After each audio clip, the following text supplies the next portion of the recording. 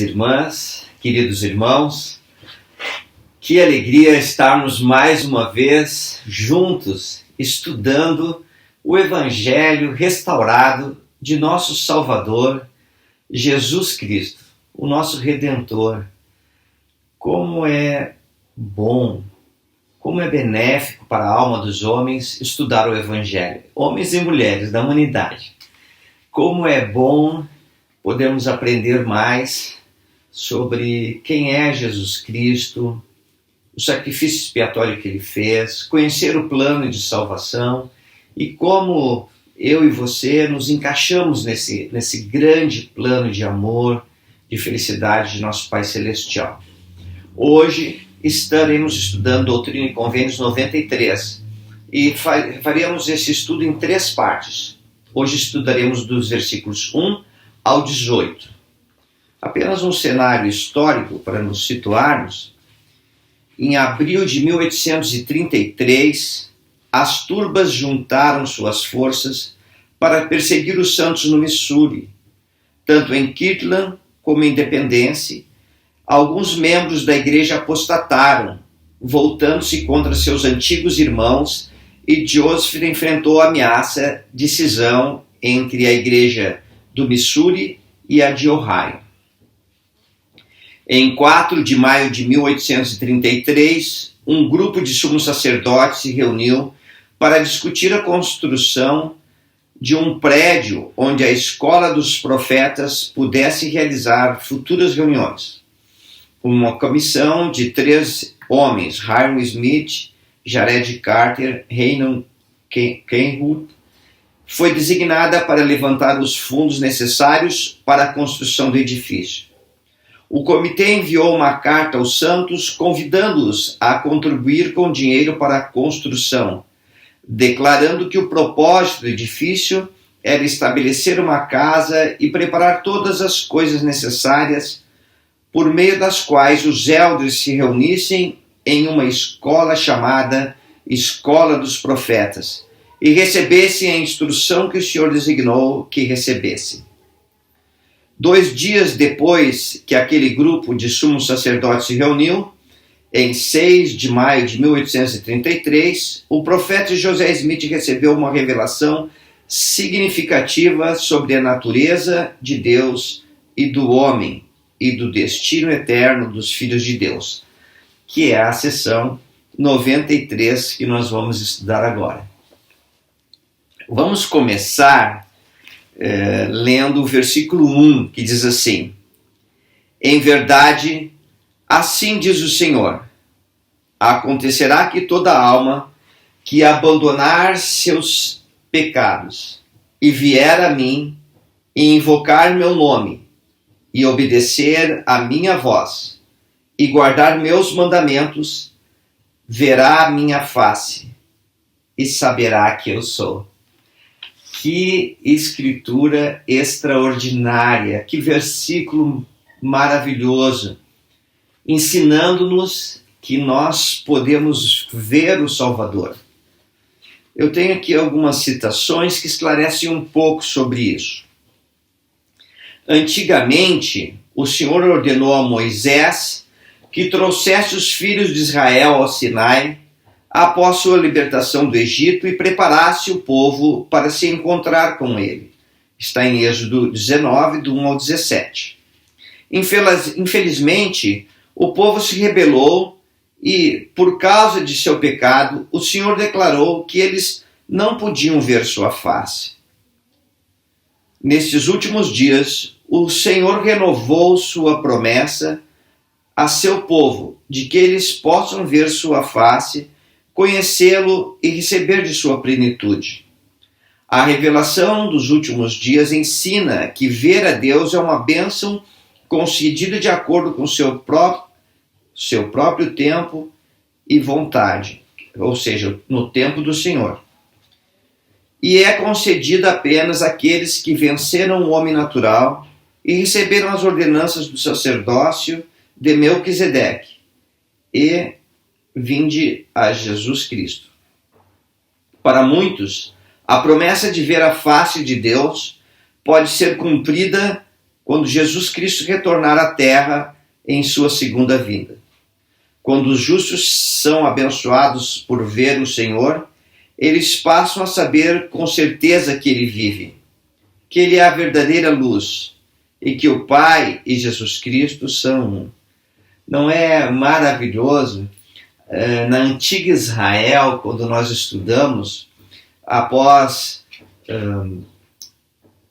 Moisés ter, por mando do Senhor, libertado o povo do Egito, eles se reuniram lá no Monte Sinai e Moisés subiu uma montanha.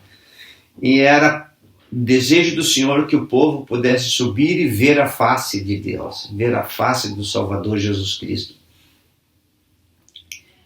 Mas o povo se rebelou, fizeram um bezerro de ouro e tiveram que vagar 40 anos no deserto até que toda aquela geração passasse.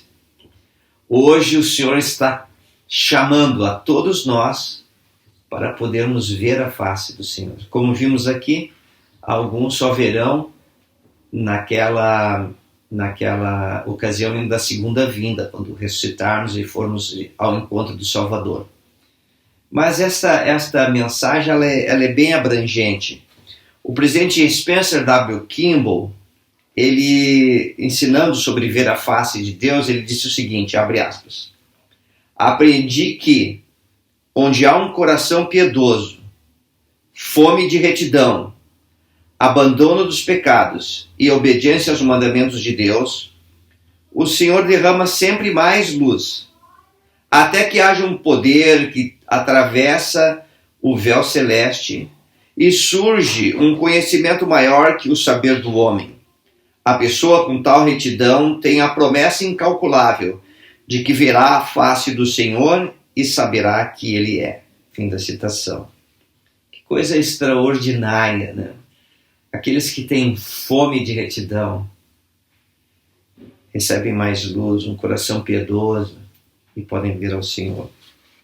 O elder Bruce R. McConkie, falando sobre este assunto também, ele disse o seguinte, abrir aspas, temos o poder e também o privilégio de, ao nos tornarmos os puros de coração, ver a face de Deus ainda como mortais num mundo de pecado e pesar.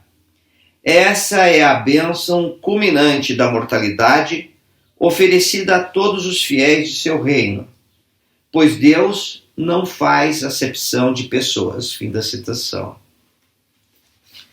Então a bênção culminante, né, que nós temos é de poder ver o Salvador ainda na mortalidade. Imagina isso, irmãs, irmãos.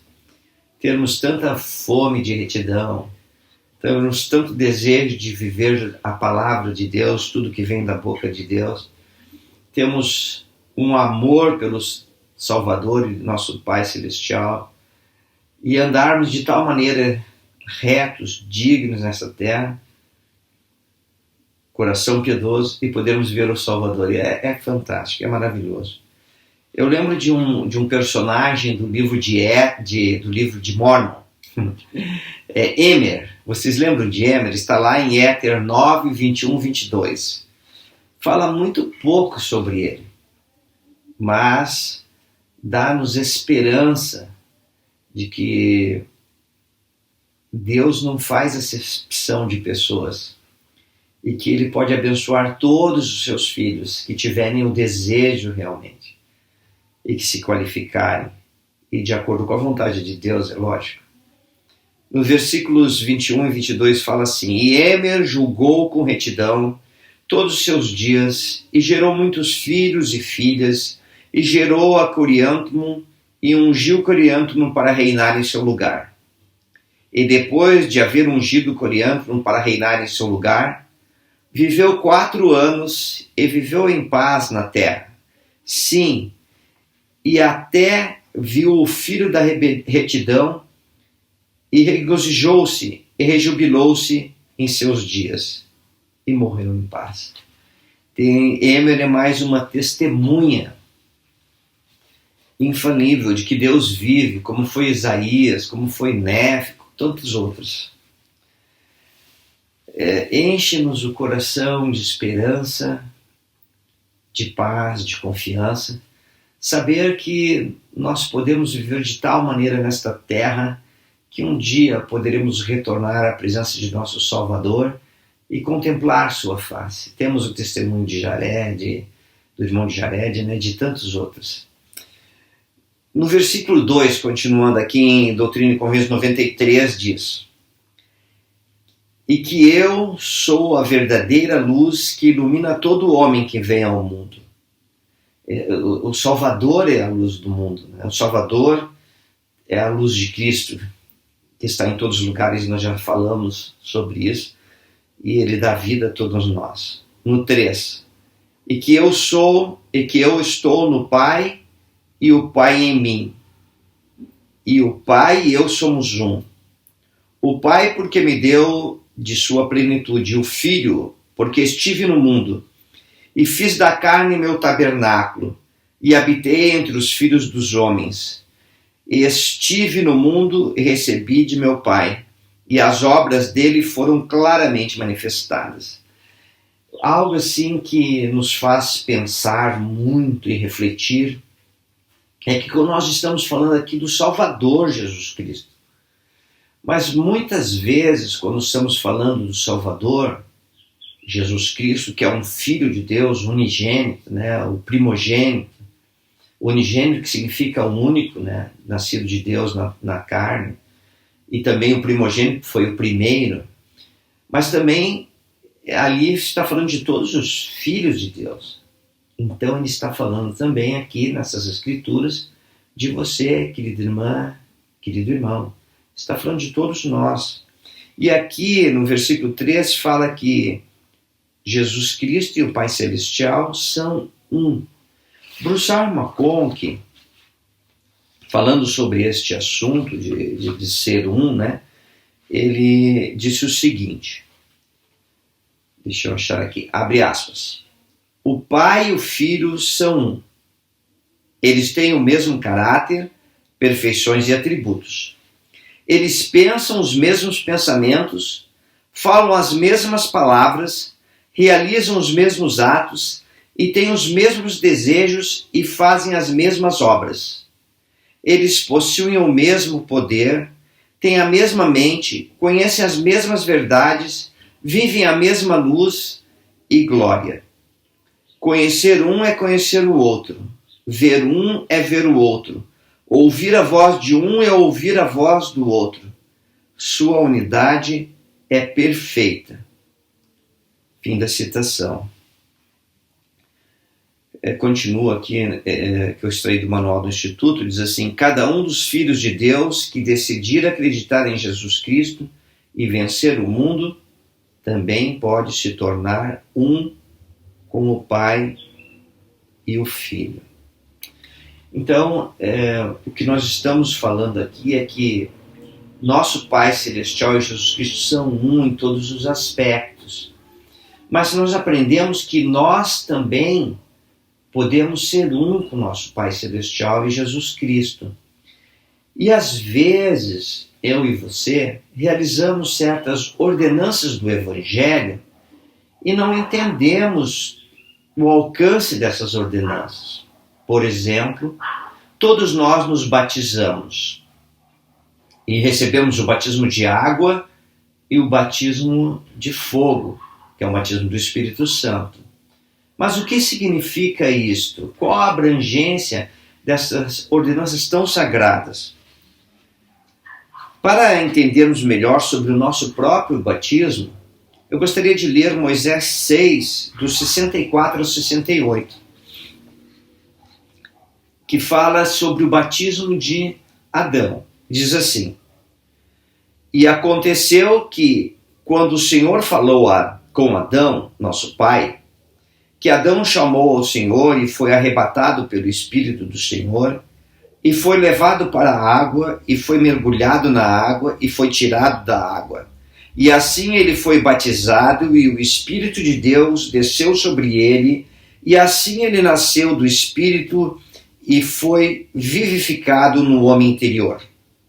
E ele ouviu uma voz do céu dizendo, foste batizado com fogo e com o Espírito Santo. Este é o testemunho do Pai e do Filho, e agora, de agora em diante e para sempre. E tu és segundo a ordem daquele que foi sem princípio de dias ou fim de anos, de toda a eternidade para toda a eternidade. Eis que tu és um em mim, um filho de Deus, e assim possam todos tornar-se meus filhos. Amém. Fim da citação. Lembra que Adão e Eva estavam no jardim do Éden, partilharam do fruto proibido, e por partilharem do fruto proibido, eles tiveram uma transformação física, deixaram de ser imortais, passaram a ser mortais como nós, trouxeram a mortalidade ao mundo. E lembra, a alma é feita pelo corpo e pelo espírito. Corpo e espírito formam a alma do homem. Mas agora Adão e Eva trouxeram a queda. E a queda é a morte física, a separação do corpo do espírito. O corpo se decompõe na terra. Porém, o espírito vai para o mundo espiritual e o espírito é a parte eterna do homem. Observe que agora, quando Adão foi batizado nesta ordenança sagrada, o Senhor fala a ele: eis que tu és um em mim, um filho de Deus, e assim possam todos tornar-se meus filhos. Quando Adão recebe a ordenança do batismo, devido à expiação do Salvador Jesus Cristo, o que acontece? O Senhor está dizendo que agora ele é um com ele, assim como Jesus Cristo é um com o nosso Pai Celestial.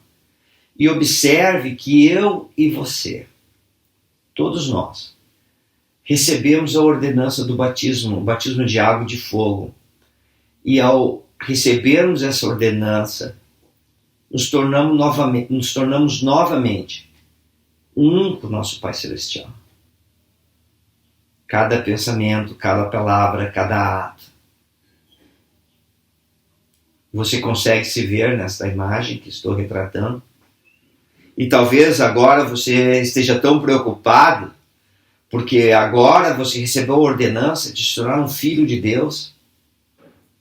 E talvez você tenha pensado: nossa, irmão André, mas eu tenho tantas falhas, tive alguns pecados, não importa se grandes ou pequenos, que me afastam da presença de Deus.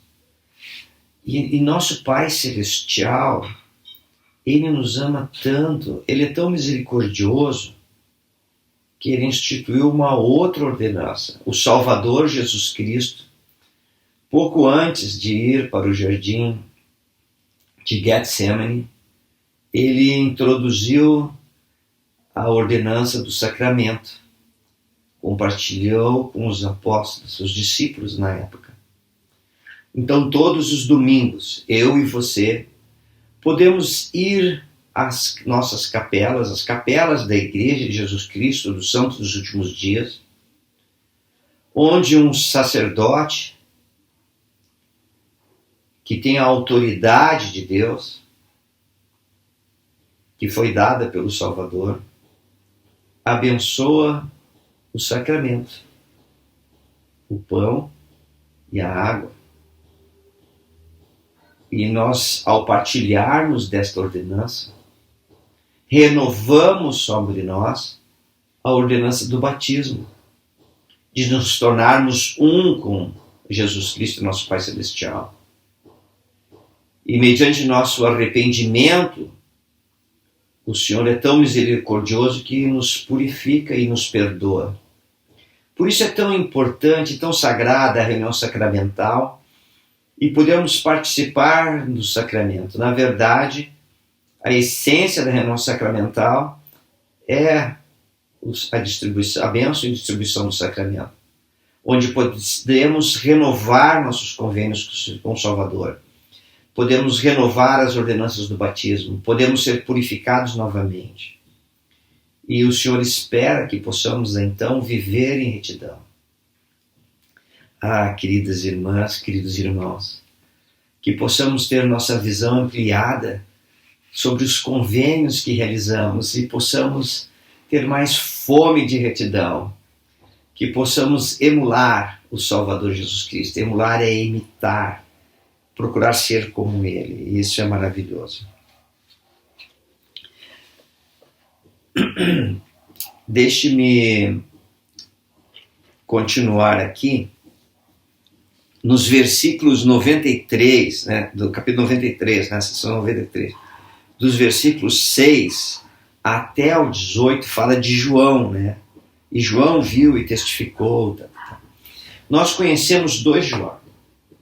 O João, o apóstolo amado do Novo Testamento, e João o Batista, João Batista, que batizou o Salvador. E aqui em Doutrina e Convênios 93, dos versículos 6 até o 18, o Salvador está falando aqui sobre os escritos de João Batista. Deixe eu ler uma citação sobre isso. Diz assim: o Evangelho de João no Novo Testamento foi escrito por João o Amado, um dos antigos apóstolos de Jesus Cristo. No primeiro capítulo de seus escritos, o apóstolo João inclui uma parte de um registro escrito por João Batista, que é João, capítulo 1, versículos 6 a 34. Conforme registrado em Doutrina e Convênios 93, o Senhor revelou ao profeta José Smith uma parte dos escritos de João e ainda prometeu que a plenitude do registro de João um dia seria revelado. E em João, então, 6 a 18 é essa parte. O elder Bruce R. McConkie nos explicou um pouco sobre os escritos de João. Abre aspas. João Batista estava destinado a escrever o evangelho daquele Senhor de quem ele é testemunha. Mas seu relato, talvez, porque contém verdades e conceito que os santos e o mundo ainda não estão preparados para receber, até agora não foi dado aos homens. No entanto, em 6 de maio de 1833, o Senhor revelou a José Smith 11 versículos dos escritos vamos de novo. O Senhor revelou a José Smith 11 versículos dos escritos do Batista e prometeu que a plenitude do registro de João seria revelada quando a fé dos homens os habilitasse a receber. Então, hoje nós vamos poder hoje nós vamos poder estudar um pouco sobre estes registros que estão nos versículos 6 até o 18. Deixe ler aqui esses versículos, compartilharmos. No versículo 6 diz assim: E João viu e testificou a plenitude de minha glória, e a plenitude do testemunho de João será revelada posteriormente. E ele testificou dizendo: Vi sua glória, que ele era no princípio, antes de o mundo existir. Portanto, no princípio era o Verbo, pois ele era o Verbo, sim, o mensageiro da salvação, a luz e o Redentor do mundo, o Espírito da verdade que veio ao mundo, porque o mundo foi feito por ele, e nele estava a vida dos homens, e a luz dos homens. Os mundos foram feitos por ele, os homens foram feitos por ele, todas as coisas foram feitas por ele, e por meio dele e dele.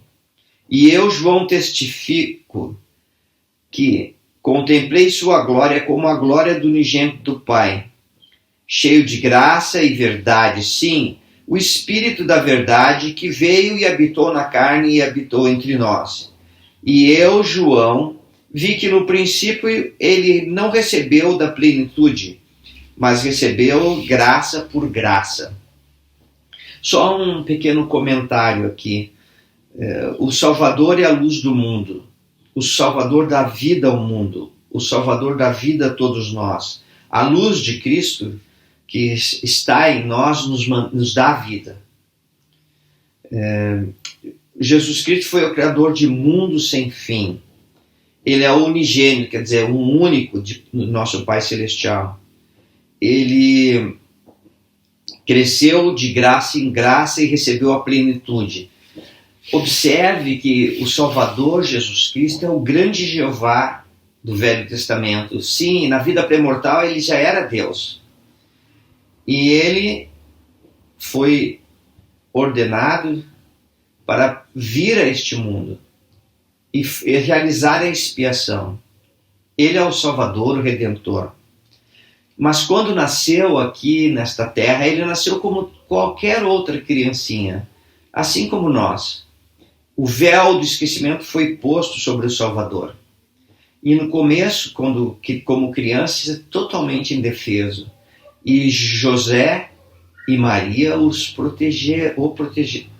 José e Maria protegeram o Salvador. Ficou melhor assim, né? Protegeram o Salvador. E eles cuidaram, alimentaram, vestiram, trataram, enfim, fizeram todos os cuidados. Quando Herodes mandou matar as criancinhas com menos de 2 anos, José, inspirado por Santo Anjo, ele saiu com Maria e levou o Salvador para o Egito. Ele precisava de proteção, mas de graça em graça, né? Recebeu um pouco mais, até que ele conheceu da plenitude e ele reconheceu e soube que era o unigênito e o primogênito de nosso Pai Celestial. Isso nos ensina que eu e você também podemos crescer de graça em graça, de testemunho em testemunho, de princípio em princípio, e assim receber mais luz dia após dia. À medida que nós vivemos em retidão, recebemos mais luz. E mais luz, como diz em Doutrina e Convênio 50, até o dia perfeito. O dia perfeito é quando nós poderemos retornar à presença do Salvador Jesus Cristo. Lembra aqui que no versículo 1 dá alguns passos para isso. Abandonar os pecados, ir ao Salvador, invocar o seu nome, obedecer a minha voz e guardar os mandamentos. Poderemos ver a face do Salvador. Já falamos sobre isso. Para muitos, talvez para nós, seja no dia da segunda vinda. Mas talvez, e eu oro que talvez, eu e você, possamos ter mais fome de retidão, possamos ter um coração mais piedoso, possamos ser como Emer, no livro de Éter, que contemplou a face do Salvador. O Senhor não faz acepção de pessoas, e se nós não podemos ver o Salvador, é porque nós não temos esta sede de retidão ainda. E lembra que é no tempo do Senhor, não no nosso, e do modo dele. Continuando no versículo 13. E a princípio não recebeu da plenitude, mas continuou de graça em graça até receber a plenitude. E assim foi chamado de Filho de Deus, porque não recebeu da plenitude no princípio. E eu, João, testifico, e eis que se abriram os céus, e o Espírito do Santo desceu sobre ele na forma de uma pomba, e pousou nele. E do céu ouviu-se uma voz que dizia: Este é meu Filho amado. E eu, João, testifico que ele recebeu a plenitude da glória do Pai. Olha que coisa mais interessante. João era filho de Isabel. E João era primo de Jesus Cristo. E eles se conheciam. Mas João não sabia que seu primo era o Salvador do mundo. Quando o Salvador veio para ser batizado, João Batista reconheceu ali que seu primo Jesus era tão puro, mais puro do que ele, João Batista, que João chegou a dizer: eu que quero ser batizado por ti. Porque ele reconhecia que seu primo era tão puro. Então, o milagre dos céus aconteceu. E logo após o batismo do Salvador, o Espírito Santo desceu sobre ele numa forma de uma pomba, como a João Batista havia sido orientado. Ouviu-se uma voz testificando que ele era o Salvador do mundo. E eu fico imaginando o coração e as emoções que vieram a João, pois ali ele descobriu, naquele momento, mesmo ali, naquele instante, que seu primo, tão puro, tão digno, era o Salvador do mundo. A mente de João Batista se abriu e ele reconheceu o Salvador. Que momento sagrado, que experiência gloriosa.